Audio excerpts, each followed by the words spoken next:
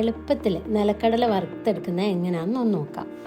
അതിന് വേണ്ടിയിട്ട് നമുക്ക് ആദ്യം ഒരു നോൺ സ്റ്റിക്ക് പാൻ നന്നായി ചൂടാക്കി അതിലേക്ക് അല്പം നിലക്കടല ഇട്ട് കൊടുക്കാം. അത് കഴിഞ്ഞ് കുറച്ച് സമയം ഒരു തവി വെച്ച് മെല്ലെ ഇളക്കി കൊടുക്കാം. ഈ സമയം മുതൽ തീ മീഡിയം ഫ്ലെയിമിൽ വെച്ചാൽ മതിയാകും.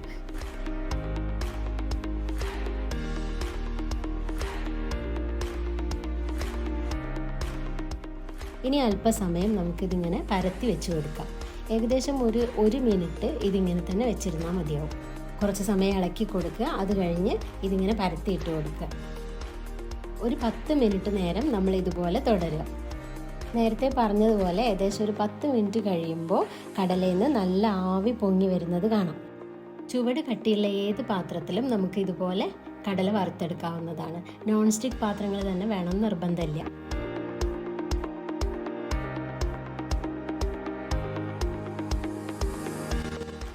ഇനി നമുക്ക് ഉപ്പ് ചേർത്ത് കൊടുക്കാം. അതിനായിട്ട് 2 ടീസ്പൂൺ പച്ചവെള്ളത്തിൽ ആവശ്യത്തിന് ഉപ്പ് ചേർത്തി നന്നായി യോജിപ്പിച്ച് കൊടുക്കുക.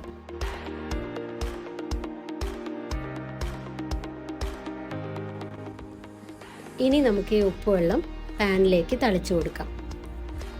ഇങ്ങനെ ഉപ്പുവെള്ളം തളിക്കുന്ന സമയത്ത് പാത്രത്തിൽ നിന്നും ആവി പൊങ്ങി വരും.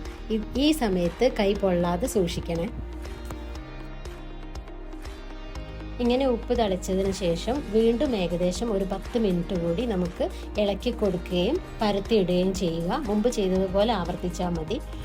കുറച്ച് കഴിയുമ്പോൾ സ്മെല്ലൊക്കെ വരികയാണെങ്കിൽ ജസ്റ്റ് ഒന്ന് പൊട്ടിച്ച് നോക്കുക. പൊട്ടിച്ച് നോക്കുമ്പോൾ നല്ലതായിട്ട് പൊട്ടി വരുന്നുണ്ടെങ്കിൽ നമ്മൾ കടല തയ്യാറായി കഴിഞ്ഞു.